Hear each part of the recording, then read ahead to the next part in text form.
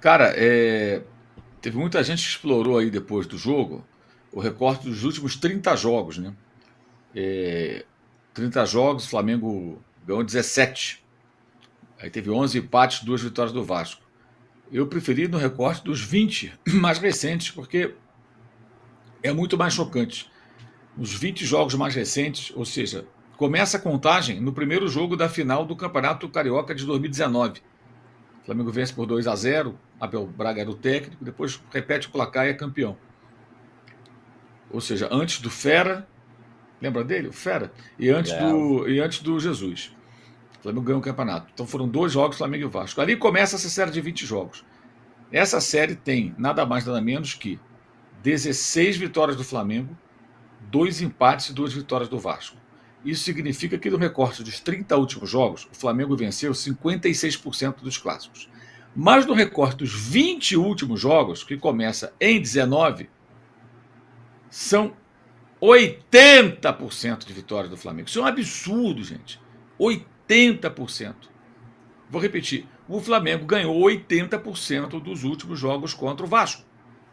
É uma desproporção absurda. Isso aí é confronto de pequeno com grande, não é de dois grandes rivais do mesmo porte. É um recorte da história que, para o torcedor do Vasco, realmente é um negócio para o cara ficar muito preocupado. Até pela falta de perspectiva com o clube, a SAF, a empresa quebrou, ninguém está interessado. É complicado isso aí, bem complicado. Claro, para o torcedor do Flamengo é uma delícia. E repare que o Fluminense e o Botafogo, mesmo o Botafogo antes da SAF, não perde o Flamengo com essa frequência. O Fluminense, mas foram campeões da Libertadores, teve SAF, tudo bem, o Vasco também teve SAF. O Vasco teve SAF e não mudou nada. O Botafogo perdeu as duas últimas, ganhou duas do Flamengo ano passado, ganhou de 4-1. Time reserva, mas ganhou de 4-1. O Fluminense ganha e perde do Flamengo. É sempre um adversário duro, tem um embate ali, né? Que aí tá um pouco daquela mística dos clássicos, né? O clássico, o time se supera. Você vê ontem, o Palmeiras é favorito, São Paulo foi lá para empatar, empatou. Segurou 0-0, né? Isso acontece. Cruzeiro todo cheio de badalação, várias contratações, foi ao Atlético e pimba, meteu 2-0. Agora recentemente, Gabriel foi expulso e tal. Então o clássico tem disso, acontece nos Grenais.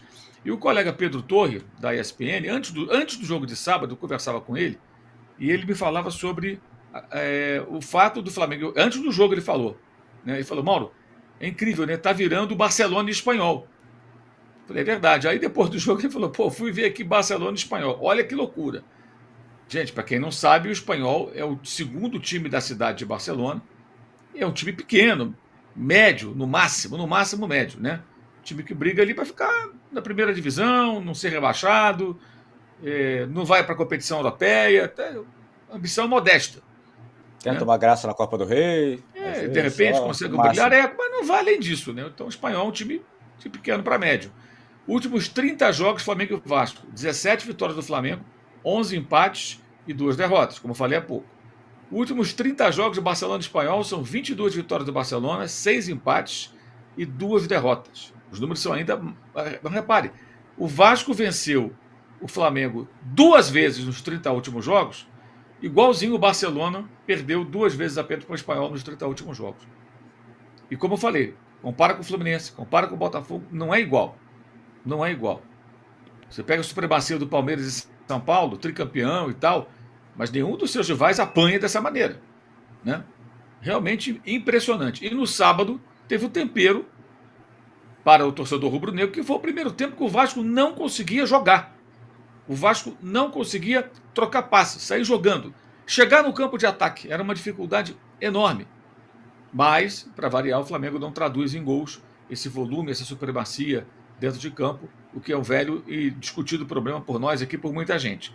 Mas acho que o que mais choca nisso aí é essa conclusão, depois de mais um clássico Vasco-Flamengo, Flamengo e Vasco, essa diferença muito grande. Isso mostra, gente, como é importante, o torcedor precisa entender isso, falar do que acontece fora do campo, falar da gestão esportiva, da gestão financeira. O clube de futebol tem que ser saudável. Isso tudo é reflexo do quê? De uma disparidade entre os dois. Repare, os 30 jogos, a contagem começa na época ainda do Bandeira de Melo. Aí tinha muitos empates. O Vasco eliminou o Flamengo em 2015 na Copa do Brasil, ganhou o Carioca em 2015. O respeito voltou, lembra? O respeito voltou. Tem 10 anos, cara. Ponto. 2015 foi. O respeito voltou. Já faz 10 anos. Eurico Miranda já morreu. O respeito não voltou coisa nenhuma, foi uma coisa muito efêmera e continua, isso aumenta. Aí tu vê que de 19 em diante, quando o Flamengo faz investimentos maiores, já era o Landim, e contrata esses jogadores todos aí que fizeram sucesso, e a maioria até já saiu, né? Aí a diferença fica muito maior. Então tudo passa por onde? O Vasco não tem condição de investir, não Com tem condição goleadas, de ter inclusive, né, grandes Mauro? jogadores. Oi? Com goleadas, inclusive, né? Exato, tem dois Já confiou. 4-1, nesse recorte dos 20 jogos, tem 2 4-1 e tem um 6-1, que é a maior vitória do clássico, entre um e outro. E mais, as duas vitórias do Vasco são jogos de fase de Taça Guanabara, sem maiores consequências, não é jogo de eliminação. Uma é na pandemia, o Flamengo tinha vencido o Palmeiras na Supercopa dos Pênaltis, aí na quarta era o Ceni, o técnico, pegou o Vasco, repetiu, por conta de ser o clássico, repetiu o time estava muito desgastado, uma época complexa, né? Fazia exame de Covid e tudo, o Vasco mais preparado ganhou aquele jogo. E mereceu ganhar. 3-2, se tu me falha a memória. Né? Acho que o Vasco até faz 3-1 e tal, mas ganhou o jogo merecidamente. E a outra vitória é do gol do Puma Rodrigues, que foi um jogo que o Vasco teve alguns momentos e tudo, ele acertou um petardo, o Flamengo perdeu o gol e tal, e ganhou de volta. Mas esses jogos sem maiores. Não tem um jogo assim. Não, o Vasco eliminou o Flamengo no Campeonato Carioca. Não tem. E os dois empates, olha que loucura. Um eu ganhei de 4-4, né? E teve isso. O ganhei de 4-4. Que foi exatos 10 dias antes de Flamengo e River Plate. O Flamengo tinha surrado o Grêmio dias antes e estava com a cabeça toda voltada para o time argentino, com o qual decidiria a Libertadores. Foi o último jogo, né? Depois o Flamengo só viaja e só joga contra o River. E claro, foi um jogo muito solto. O time do Jesus não estava tão concentrado para tomar 4 gols daquele Vasco, né? O time do Jesus tomar 4 gols daquele Vasco, como tomou 4 do time do São Paulo na última rodada, que já era campeão, estava relaxado. Mas tudo bem, foi 4-4. Ganhei de 4-4. Teve isso. E o outro foi do ano passado, que o Flamengo perde um monte de gols. O Everton Araújo erra uma jogada no meio campo. Outros erros acontecem, Léo Pereira e tudo. E o Felipe Coutinho empata o jogo. Então você vê que são coisas muito efêmeras, sabe? Parece assim, um grande com um pequeno. Desculpa, os dois, que pode até pegar um gancho aí, os dois que o Vasco empata no finalzinho, né? Quase o último lance. Exato. Com gol de cabeça, nas 2 vezes. E assim, parece aquele jogo do engano pequeno com grande, quando o pequeno consegue. Isso, assim, eu acho que isso é uma coisa. Todo vascaíno deveria se debruçar nesses números e pensar, gente, o que nós vamos fazer? Porque assim, é muito chocante. Tudo que eu estou falando, gente, não entendam como tá provocando o Vasco. Nada disso. Até por respeito ao Vasco. Para mim, o Vasco é o grande rival do Flamengo do Rio de Janeiro. Sei que tem gente que acha que é o Fluminense, outros podem pensar que é o Botafogo. Para mim, o Vasco da Gama. Bom, eu e o André já falamos muito sobre isso. O Vasco da Gama, no auge do Flamengo do Zico, era o único que peitava o Flamengo. Tinha o Roberto, né? O Roberto era um monstro, um jogador gigantesco. E o Roberto conduzia o Vasco. Então o Vasco faz 3 jogos na final de 81, o Vasco decidiu, Taça Guanabara, gol da Dino, mas o Vasco estava lá. Perdia, a maioria perdia. O Flamengo era muito melhor, mas brigava. E era difícil, hein? Não tinha goleada, não. Não tinha negócio de 6-1, 4-1, de ir embora no interno. Não tinha esse negócio, não. Era ali, pau a pau. E a torcida do Vasco ia. Em 82, o Vasco ganha campeão carioca em cima do Flamengo. O Lopes muda meio time, né? E ganha aquele gol de Marquinhos de cabeça na cobrança do escanteio. Então o Vasco era o adversário que depois do Fluminense monta o time do tricampeonato. O Zico já foi embora, né? O Zico está na Itália. O Flamengo vive uma transição. O Fluminense acerta o time competitivo e ganha 3 títulos consecutivos. Assis, o Washington, o Romerito, aquela turma, um time muito bom do Fluminense. Né? E ainda ganha um brasileiro. Ainda ganha um brasileiro. Um time forte do Fluminense, né? Que eles conseguem montar. Mas o Vasco, no auge do Flamengo, entre 78 e até 81, 82, né? Depois o Zico vai embora em 83, o Vasco que enfrentava o Flamengo. O Botafogo não é perdido direto. Em 83 mesmo, no Brasileiro, teve um confronto pelas quartas de final do Brasileiro. Foi ali, pau a pau. O Zico fez o gol da classificação no último minuto. Isso, e o Flamengo depois é campeão. Então, assim, o Vasco, cara, até o dia que o Zico foi embora, quem peitava o Flamengo era o Vasco, com um time inferior, não era tão inferior, mas era inferior. E tinha um gigante chamado Roberto Dinamite, que para mim é um dos jogadores mais subestimados da história do futebol brasileiro. Quem viu, viu, né? Quem viu o Roberto sabe. O Roberto jogou pra cacete, cara. E a liderança que ele tinha pro time. A maneira que ele comandava o time do Vasco. E hoje o Vasco não tem ninguém que se aproxime minimamente do Roberto para ser esse ícone, esse cara para tentar mudar a história. Não tem time, não tem dinheiro. E o Flamengo hoje tem jogadores bons e tem grana. Tem solidez financeira. Então, cara, eu acho isso muito, muito chocante. De sábado para cá, eu pensei muito disso. Cara, que loucura isso. O que está acontecendo? Para O sorte do Vasco rubro-negro, é ainda. o Flamengo que está por cima. Né? Mas vale para todo torcedor de qualquer clube. Amigo, não ache que pode gastar à vontade, que pode se endividar. No dia que o bicho pegar, cara, não tem jeito. E nem SAF resolve em alguns casos. E Tá tudo acontecendo. começou com uma SAF, assim, mais ou menos, né? Que foi o Nations Bank. Isso. Foi ali que o Vasco Depois começou vira a se Bank of enrolar. America, né? E contrata É. vários jogadores. E ali o Vasco, ao invés de aproveitar para se Projeto estruturar. Olímpico. Exato. Vários atletas, aliás, vários processaram o Vasco, né? Por não pagamento, vários atletas olímpicos. E ali era a chance do Vasco se fortalecer em estrutura, acertar suas contas e ter um equilíbrio que poderia até hoje colocar o Vasco no patamar mais alto. Mas, como vários clubes, né, se gastou muito, mais do que se arrecadava, a dívida cresce. E você vê as declarações do presidente do Vasco, o Pedrinho, assim, são desoladoras. A pessoa pode gostar ou não do Pedrinho, tudo, fez embaixadinha contra o Flamengo, tudo. Cara, o Pedrinho ele é muito vascaíno. Isso aí não tem dúvida. O cara largou a posição dele lá, muito mais confortável lá na televisão, comentando futebol, para ser presidente do Vasco. E você vê que não vê saída. Não vê saída. Realmente, olha, negócio E é um clube com torcida grande, né, Mauro? nacional, cara. O recado Torcida até para os nacional. outros, que às vezes não tem nem o tamanho da torcida do Vasco, você vê. O Vasco Alan, é gigante, cara. Eu moro aqui em São Paulo há muitos anos. Uma das coisas que eu mais já discuti, agora até menos, toda vez que sai pesquisa, aparece Flamengo, Corinthians, São Paulo, Palmeiras e o Vasco. E geralmente bem atrás. Eu falo assim, gente, me desculpa, isso aí não traduz a realidade. O Vasco pode até ter menos torcida do que esses dois times paulistas, Palmeiras e São Paulo, mas não pode ser essa diferença. Se você viajar pelo Brasil, eu já viajei bastante, cara, inclusive para transmissão de futebol, o que você vê de vascaíno? Tudo quanto é canto, cara. Torcida enorme.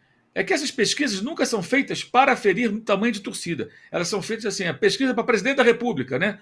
Ou que desodorante você usa, sabe? Essas coisas. Pesquisa de mercado, eleitoral. Aí o cara mete ali uma pergunta, qual é o seu time?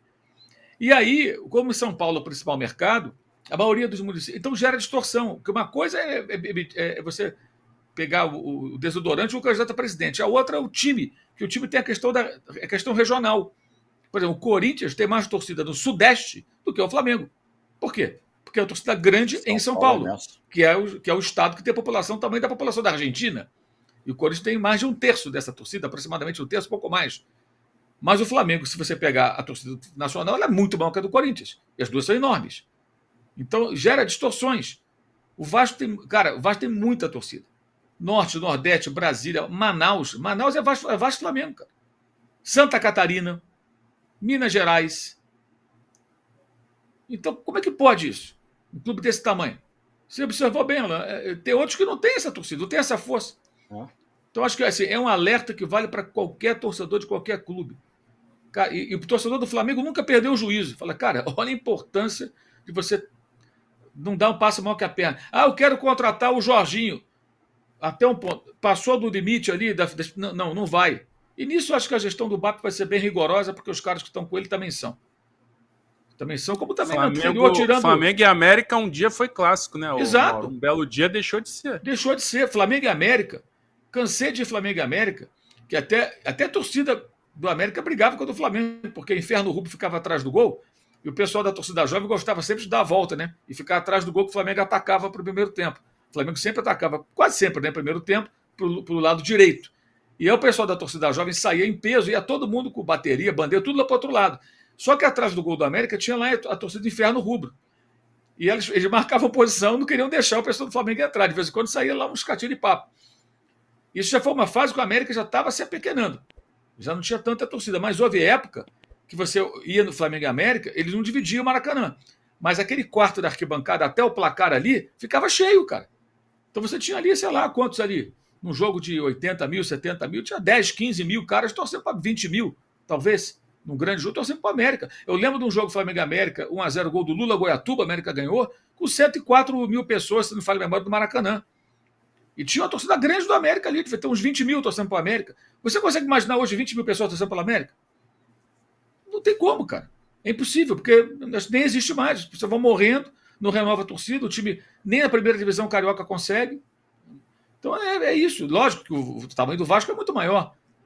Mas ontem, até lá na Jovem Pan, foi o Flávio Prado que falou sobre isso, e é verdade. Falou assim, cara, com esses resultados, em outras palavras que ele falou, como é que um vascaíno convence o filho a ser Vasco? Eu falei, é difícil, é muito difícil. O moleque é zoado na escola, na rua, entendeu? O tempo todo, o time só perde. No Rio de Janeiro, então, em qualquer lugar que você for, você vai estar cercado de rubro-negro, né? Porque a torcida é muito grande. É mais da metade do Rio de Janeiro. 50 e pouco por cento, 51%. Então você vai ser zoado o tempo todo. Até isso é difícil. Eu acho que o jogo de sábado gera muitas reflexões.